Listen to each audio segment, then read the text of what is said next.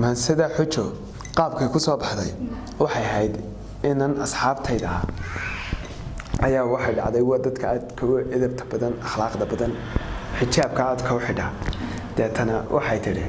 maansa habla inta xijaabka xidhata aad ku amaanto inta kalena aad ku dhaliisho si loo daayo xijaabka loogu bato ayaan ka rabnaa inuu codsi kaaga nahay deetana habla inaan badhna amaano badhna aan dhaliilo way la noqon weyday laakiin tala guudnimo inaan siiyo ayaa la qurux badnaatay deetan waxay odhanaysaa taliyo waanaan xaggayga naxliyo xuma aan ku jirin idiin soo xulay habloowe xaggiina gudoonku weeye xilligu waa gabagabee kashaada ku xeersamaa xishood baa lagu hodmaaye xurmoy dhaqankaaga xooji ninkii kugu naca xijaabka xishoodka iyo dhowrsamaanta xumaan buu kula rabaaye xiskiya maankaba ka saar warkayguna waa xujee taladan xubin u dhix xaakimku amarku ku faray ibliisyu kaa xidxodan xasuusta ku hay quraanka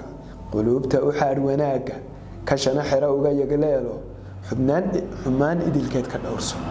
waxaa badan dabino xidhan laaciyo fajaxaasi dhigay xariifyadu waa badda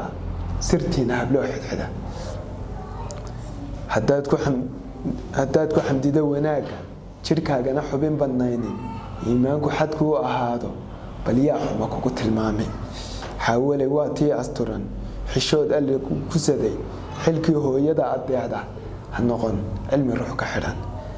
raxmaan ruuxii isku xidha shantiisa waqtina xafida ramadaan xaaraan ka sooma xuskii nabigeena xooja sallallahu calayhi wasallam xaqiiqsada eebaheen jannada xaruntiisu weeye maansadii xujo waa intaa waa kulli maansada maansooyinkayga ugu gaaban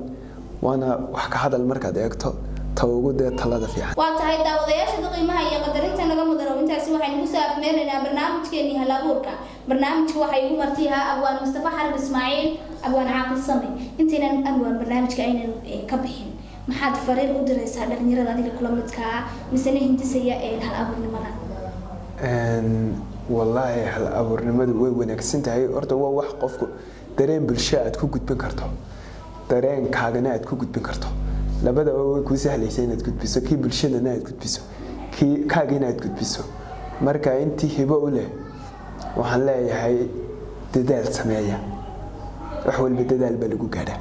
markaa dadaal sameeya ayaan leeyahay waa tahay adigana aad baan kaga mahad celinaynaa abwaan waqtigaaga qaaligaad noo soo hurtay iyo sida noo soo ajiibtay labadaba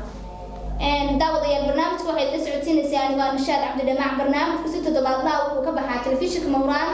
stuudiyihiisa magaalada Hargeysa intaan ku kulmi doono toddobaadka xigta waa anigu Nashaad Cabdi Dhamac iyo dhammaan howlwadeennada telefishinka Mawraan waxaan idinkaga tegaynaa sidaas salaamu calaykum waraxmatullaahi tacaala